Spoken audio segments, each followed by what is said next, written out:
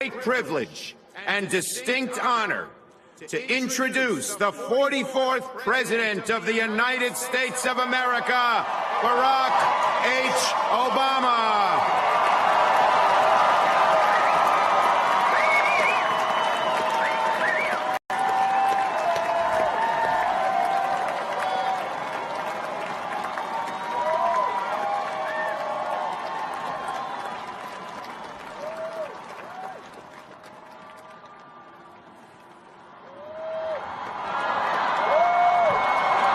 Thank you.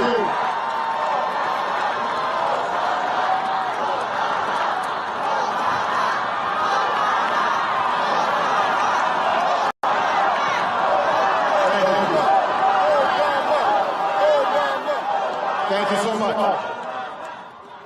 Vice President Biden, Mr. Chief Justice, members of the United States Congress, distinguished guests, and fellow citizens. Each time we gather to inaugurate a president, we bear witness to the enduring strength of our Constitution. We affirm the promise of our democracy. We recall that what binds this nation together is not the colors of our skin or the tenets of our faith or the origins of our names. What makes us exceptional, what makes us American, is our allegiance to an idea articulated in a declaration made more than 2 centuries ago. We hold these truths to be self-evident, that all men are created equal,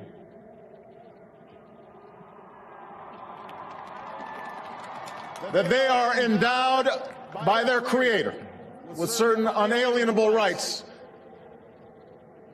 that among these are life, liberty, and the pursuit of happiness.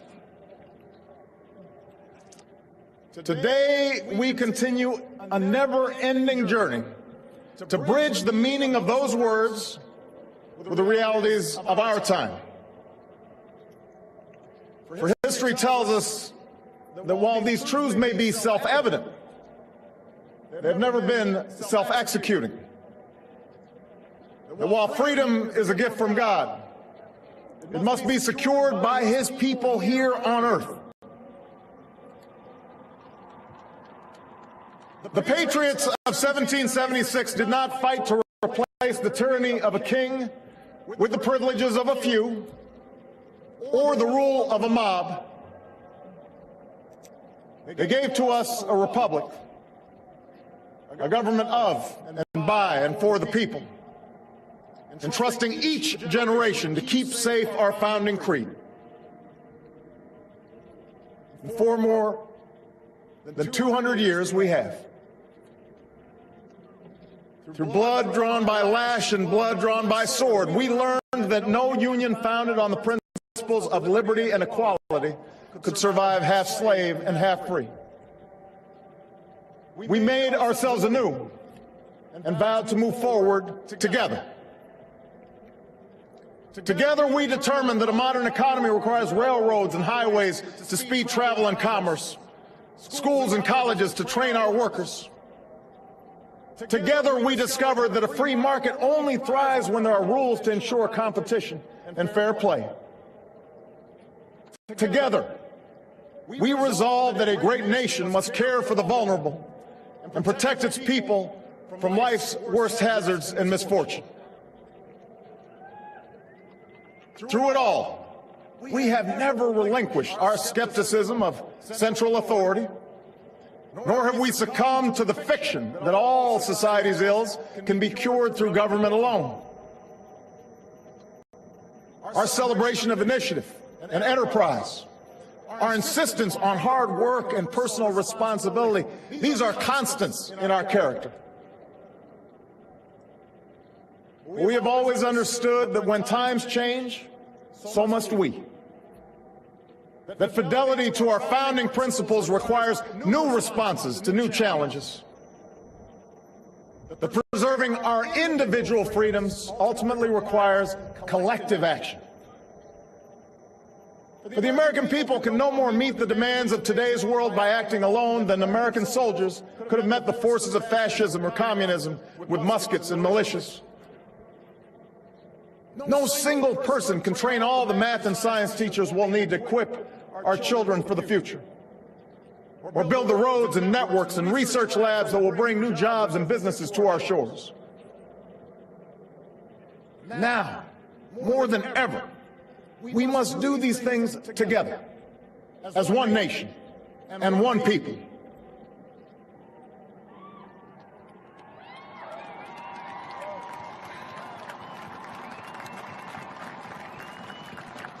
This generation of Americans has been tested by crises that steeled our resolve and proved our resilience. The decade of war is now ending.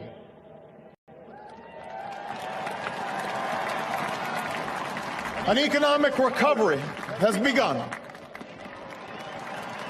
America's possibilities are limitless, for we possess all the qualities that this world without boundaries demands: youth and drive, diversity and openness, an endless capacity for risk, and a gift for reinvention. My fellow Americans, we are made for this moment, and we will seize it so long as we seize it together.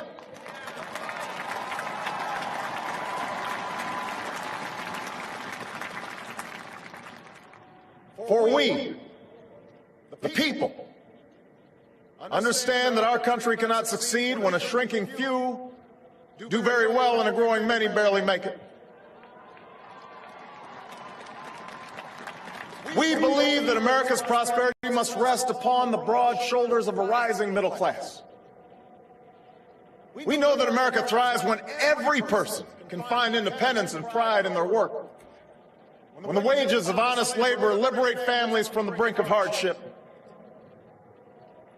We are true to our creed when a little girl born into the bleakest poverty knows that she has the same chance to succeed as anybody else because she is an American, she is free, and she is equal not just in the eyes of God, but also in our own.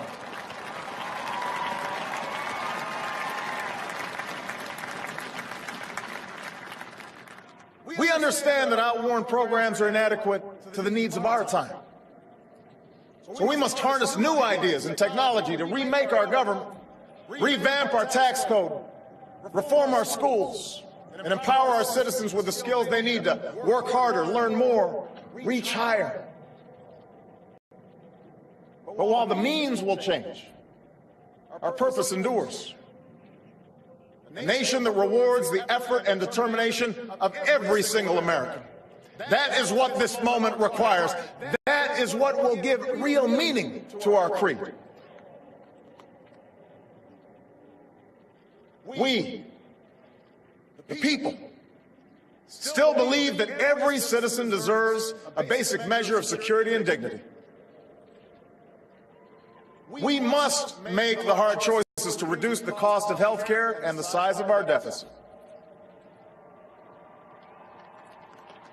But we reject the belief that America must choose between caring for the generation that built this country and investing in the generation that will build its future.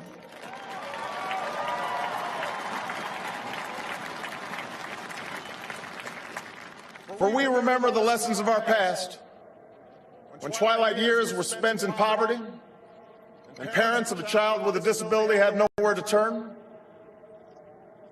We do not believe that in this country freedom is reserved for the lucky or happiness for the few.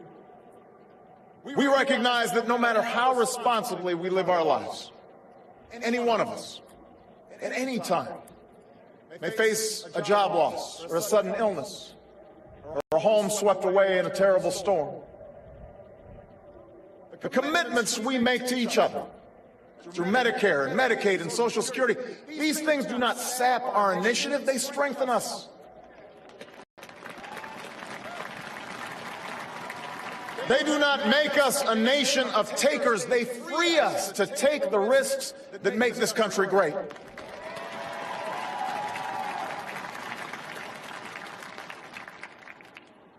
We, the people, still believe that our obligations as Americans are not just to ourselves, but to all posterity.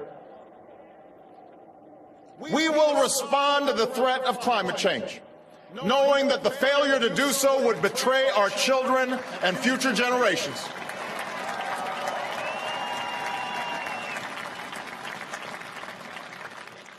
Some may still deny the overwhelming judgment of science, but none can avoid the devastating impact of raging fires and crippling drought and more powerful storms.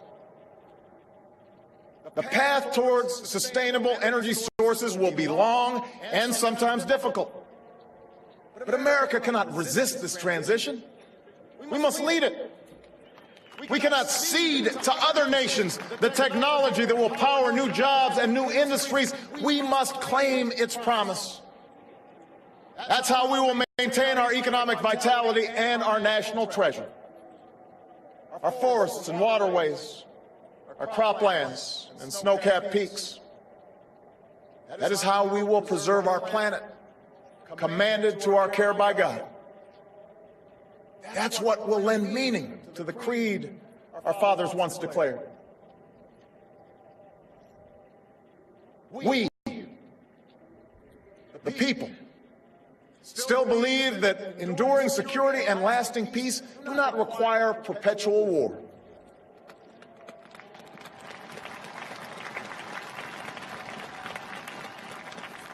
Our brave men and women in uniform, tempered by the flames of battle, are unmatched in skill and courage.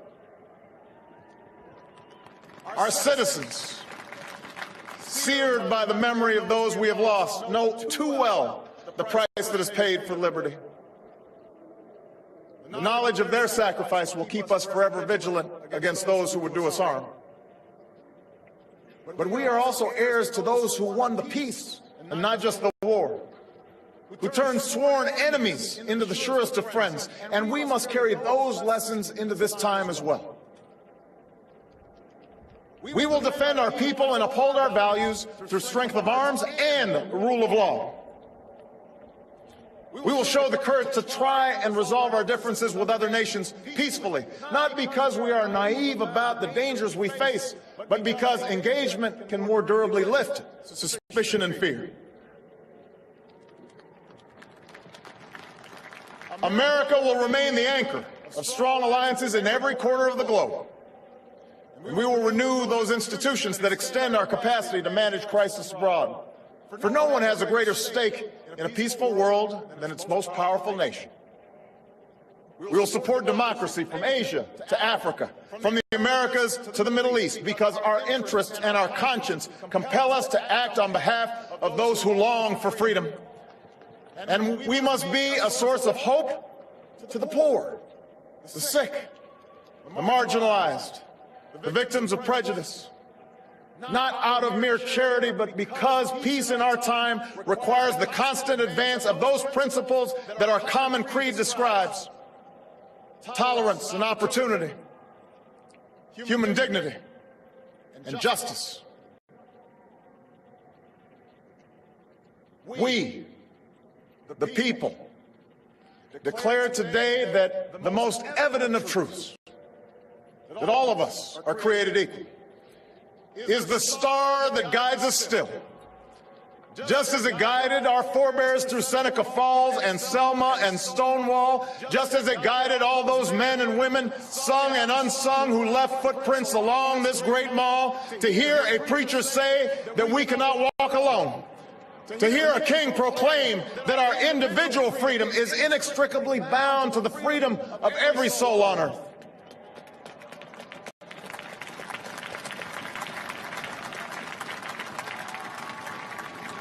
It is now our generation's task to carry on what those pioneers began. For our journey is not complete until our wives, our mothers, and daughters can earn a living equal to their efforts.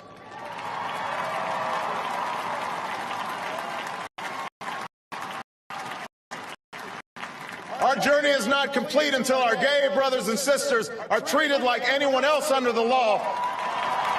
For For if we are truly created equal, then surely the love we commit to one another must be equal as well. Our journey is not complete until no citizen is forced to wait for hours to exercise the right to vote. Our journey is not complete until we find a better way to welcome the striving, hopeful immigrants who still see America as a land of opportunity, until bright young students and engineers are enlisted in our workforce rather than expelled from our country.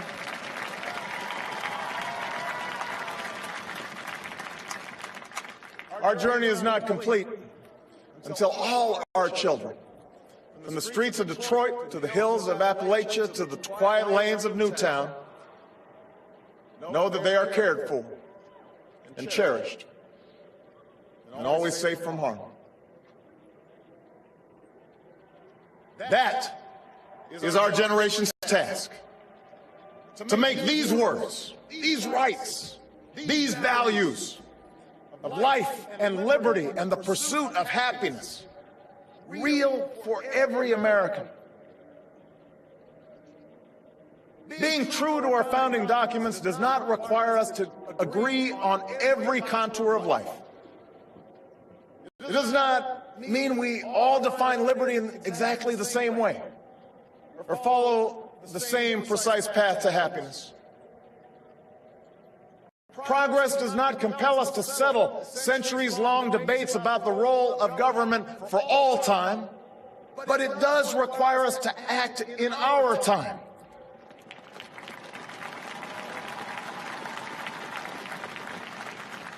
For now, decisions are upon us, and we cannot afford delay. We cannot mistake absolutism for principle, or substitute spectacle for politics, or treat name-calling as reasoned debate. We must act. We must act knowing that our work will be imperfect.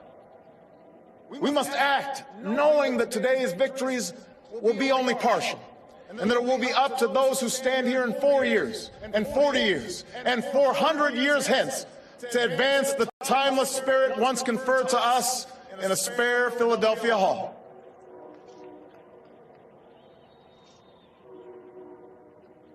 My fellow Americans, the oath I have sworn before you today, like the one recited by others who serve in this Capitol, was an oath to God and country, not party or faction. And we must faithfully execute that pledge during the duration of our service. But the words I spoke today are not so different from the oath that is taken each time a soldier signs up for duty, or an immigrant realizes her dream. My oath is not so different from the pledge we all make to the flag that waves above and that fills our hearts with pride. They are the words of citizens, and they represent our greatest hope. You and I, as citizens, have the power to set this country's course.